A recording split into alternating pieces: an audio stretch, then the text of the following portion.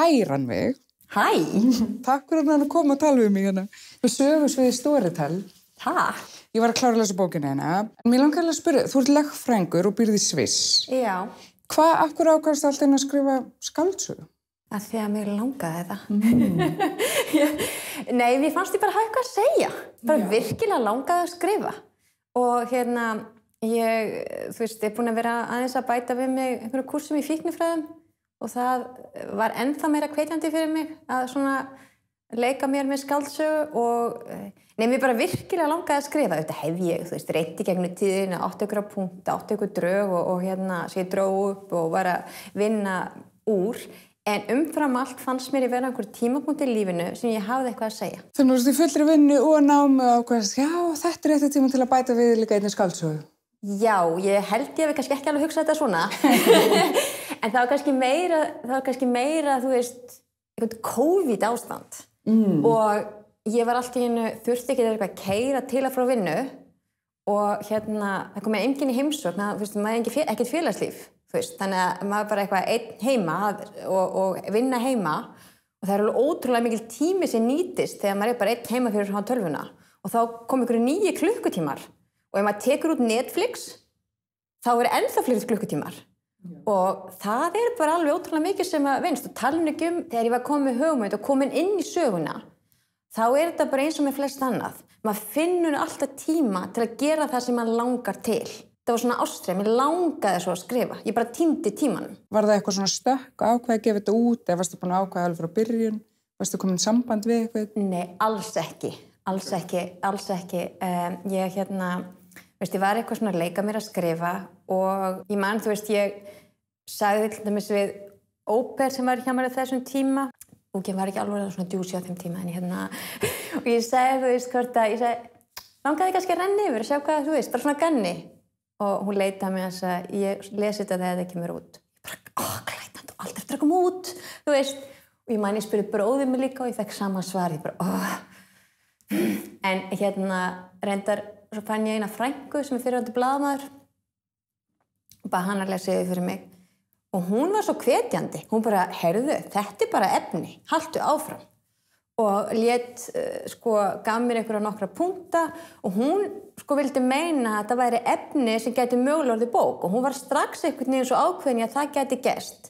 Það auðvitað gaf mér einhvers konar hvatningu en síðan fór ég að skoða, þú veist, spá hvernig hún var ekkert að ritstýra mér, hún gaf mér bara einhverja nokkra punkta hvernig ég gæti komist með þetta lengra og þá var það nú eiginlega bara svona tilviljun. Ég var komin ansi langt með söguna og hún var, það var ég að hlusta á eitthvað podcast og það eru 2 karlmenn að tala bækur og að segja að það sé nú bara svo flott að hafa yfir höfuð skrifa bækur og hvað sem verði og það sé bara svo frábært og svo segja líka en það skiptir öllu máli að fá góða ritstjóra.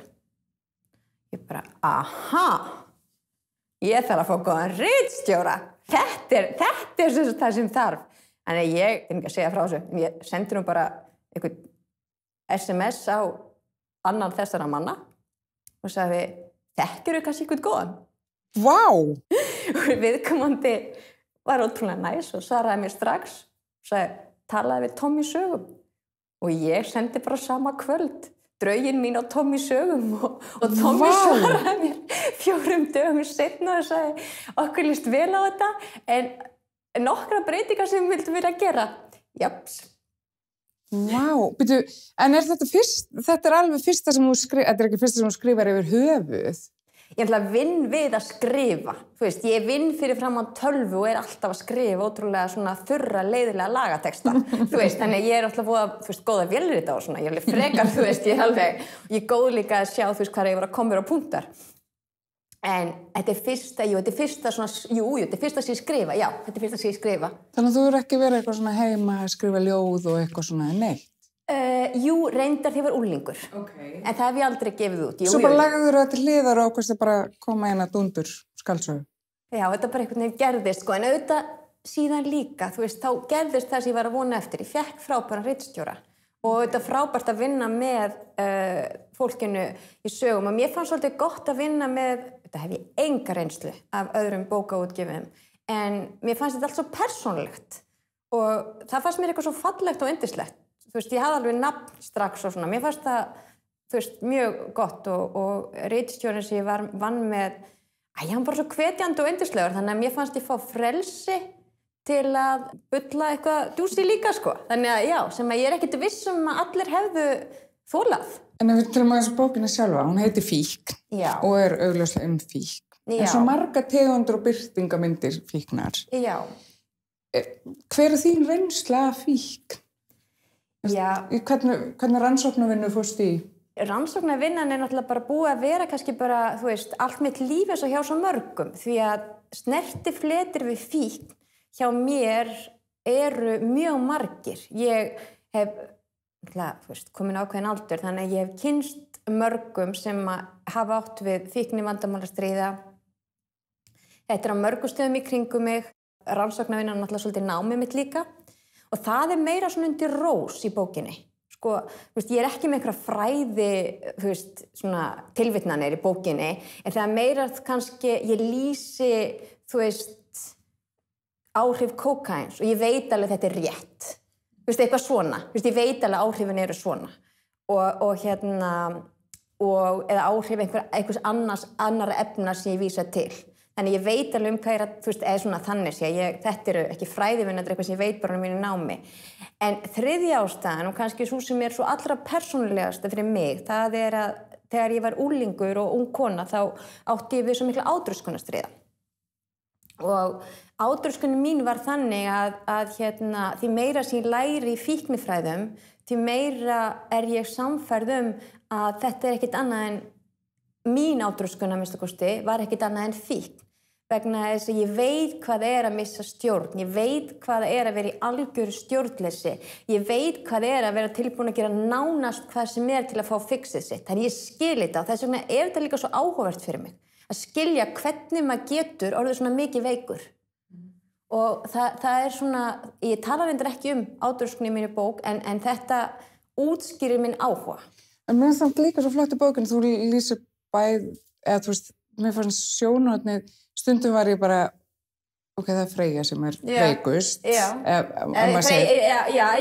En svo á öðrum tíma þá var bara nefnd, þú veist, svo var það kannski fólki í kring sem var kannski ekki, og þá, já, mér finnst þú ná því svo vel, sko. Mér langaði að sýna að fíkn og fíknivandamál ekki svart-hvít og mér langaði líka að hún segði suma hluti þar sem mér finnst hún hafa ýmislegt til málanna að leggja.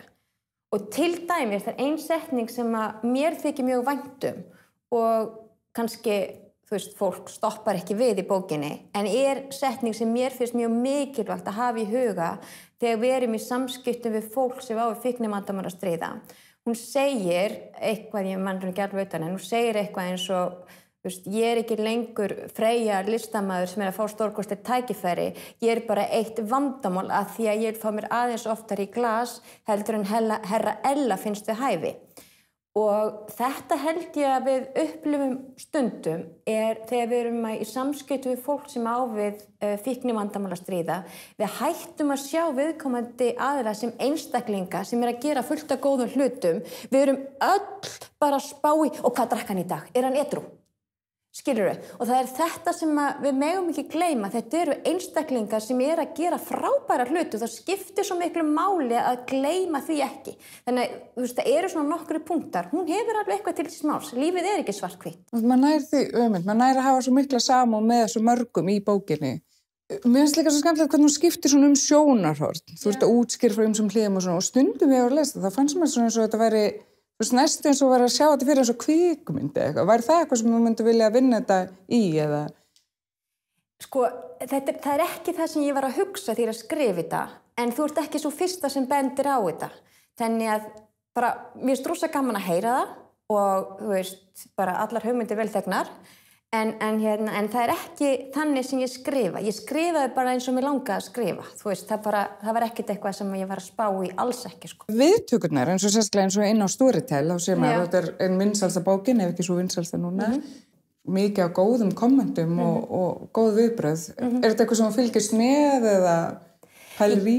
Já, ég gerði það til að byrja með, fyrst þetta kom inn. Ég var náttúrulega sko daginn áður en bókið kom út. Ég var svo kvíðin og stressuð að mér langaði bara næstum að hætta við. Þú veist, ef það hefur verið svona takki sem ég geta ítt á, bara svona delete, þið vitið, bara hvað varstu að spá? Þú veist, hvernig datt þér þetta í hug?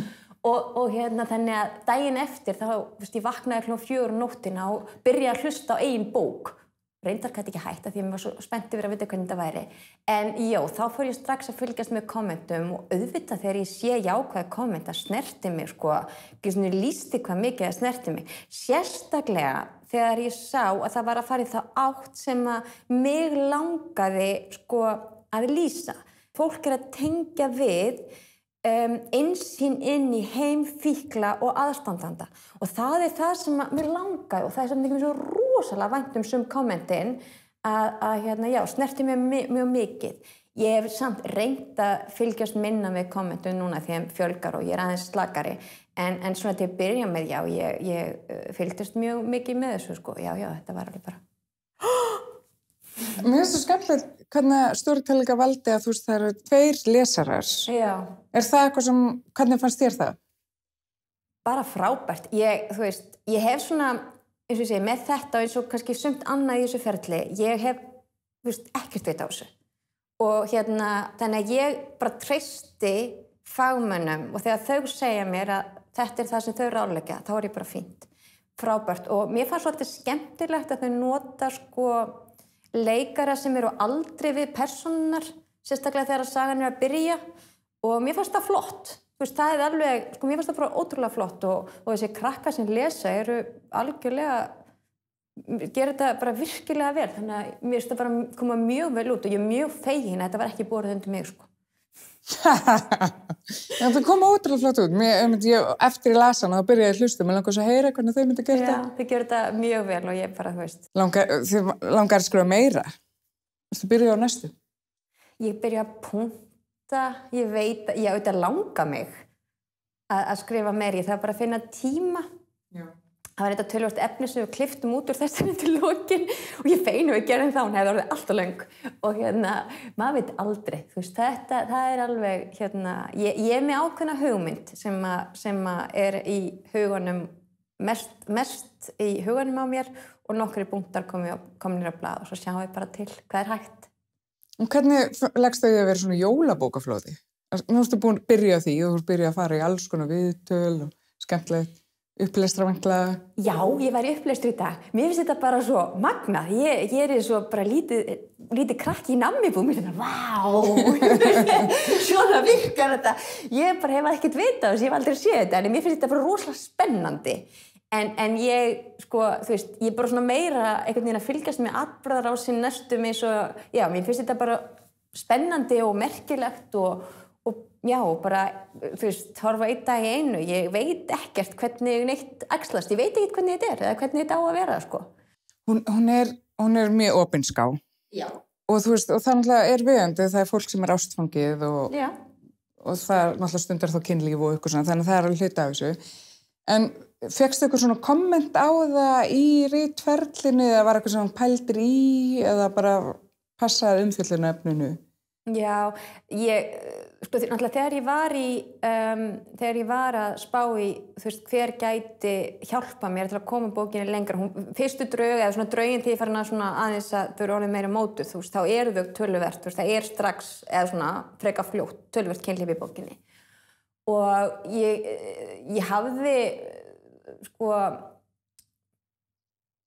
ég fann þegar ég var kannski eitthvað að minnast á það við eitthvað fólk sem getur mögulega unni með ekki eitthvað útgáfur, þá fann ég svona það stuðaði aðeins og sem ég skil alveg og en þau sögum, það var aldrei neitt mál, það var bara, þú veist, ég held að það var einhvern veginn aldrei neitt issue og, þú veist, mér finnst sjálfri kynlífið í bókinni vera nauðsynlegt vegna þess að það svo mikil drifkraftur hjá þessu pari og þetta svo stór hluta þeirra sambandi og hvernig, sko, þú veist, Elli verður heltekin af svona mikilli þráhyggjukenndri ást í þessa konu. mér fannst það skipta máli og mér finnst engin sena vera, ekki, sem ég get útskýrt af hverju hef hana eins og hún en auðvitað bjóst ég bjóst alveg eins við að ég fengi einhver leiðinda komment út af því. Ég satt að sé ekki búin að fá það enn. Og ég bjóst til dæmis alveg við því að fólk myndi setja kommenta á Storytel, eitthvað þess efni sem ég hef ekki fengið það, en nóttin ung. En getur lýst svona vinnuferlinum, hvernig þú vinnur? Þú hefur mjög mikið að gera, ertu bara vakar allir nætur, hendur allir frá þér í 2 vikur og leggst yfir þetta. Hvernig ertu búin að vera að vinna þetta? Ég vinn svolítið í hollum. Þannig að til dæmis, þegar kannski mikið að gera í vinnunni, þá ég kannski alveg að leggja þetta frá mér. Þegar ég hef aðeins meiri tíma, ég meira að vinna í þessu. Svo var ég mikið að vinna í bókinni þegar ég var í fríum, skólafríum eða fríum. Þá skíðafríum, jólin, þá var eitthvað leikherbyggi fyrir krakka og þar gæti ég bara, þá skíðum við 2 tíma á morgninni og svo ég bara alveg stanslaust að skrifa, Ég tek þetta rosalega mikið í hollum. En ég hef ekki skrifað, og ég veit ekki hvernig venjulegir rithöfund að skrifa, en ég hef ekki skrifað þannig að ég sé með eitthvað plan eða Excel-skjal eða ég viti hvert sagan eigi beint að fara. Þetta bara einhvern veginn bullast smá saman upp úr mér. Og endinn átti ég svolítið erfitt með að ákveða. Og hann kom eiginlega bara nánast, ég var að setja kassan á, einhverju súpermarkað, eitthvað, bara allt í einu, já, auðvitað. Það var bara, það einhvern veginn, bara, en svo vegna þess ég vinn kannski ekki eitthvað rosalega skipulega, ég að setja plan fyrirfram, þarna, þá varði ég svolítið að fara vel yfir allt tímaplan og eftir. Að því að það bara, nei, það passar ekki að þetta eitthvað vel þarna. Alls konar svona. En nei, þannig að ég bara vann svolítið mikið í hollum. Það voru tímabil sem ég var svakalega mikið að skrifa, tímabil sem ég var minna að skrifa og það kannski verið að einbeita mér að einhverju öðru.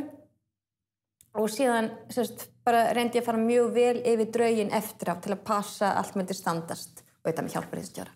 Okay. En það ekki næst að skrifa að fá þetta útgefið í Sviss? Nei. Ekki? Nei. Það er ekki. Nei. En ég held að Sviss, það er ekki fyrst, ef við fáum þetta eitthvað annars þar útgefið, þá myndi mér langa frekar að hugsa Norðurlöndi eða jafnvel Frakkland, því að ég held að ég skrifi og ég held líka, það sé ástæðan fyrir að þetta, mér finnst einhvern veginn svo eðlilegt að sé eitthvað mikil ástríða og svolítið kynlíf. Því ég er vön að lesa ástríðufullar bækur Frakkar eru svo ástríðufullir og þetta er eitthvað, það er ekki svona issue að þessi kynlífi bókum. Og þannig að mér finnst bókin frekar passa einhvern veginn þannig markað eða Norðurlöndin. Þú nú ertu búin að tíksa þessu, nú verður stjarna í Sviss. Þetta er bara, það er alltaf bara, nei, það er Þetta er bara góð. Já. Ég veit ekki. Kemur í ljós. Já, þannig að þú ert aðeins byrjuð á næstu bók. En verður ekki bara vera núna bara hverju ári? Mun Storytel mun heimta það? Eða lesendur Storytel? Það finnst mér ansi bjartsýnt, en Nei, enga hógvært. Sjá til. En hvernig finnst þér að lesa þetta upp? Hvernig finnst þér viðbrögð þegar ég var að lesa þetta ein og bara í hljóði og stundum var ég bara ráðuna þó ég var ein. Hvernig er að lesa þetta upp og þú er framan fólk? Það er bara svakalega gaman. Ég bara passa mig á rétta kafla. Ég var til dæmis að lesa upp í Héraðsdóm í Reykjavíkur í hádeginu. Ég passaði mig nú. Já, ég var nú ekkert að lesa mjög djúsi þar. Mér fannst það ekki við hæfi. En svona ef það verður kvöld, þá myndur alveg fólk verður með kertaljós. Einhverju næs kaffihús í miðbænum með kertaljós. Já, það var ekkert mál. Það gæti ég alveg.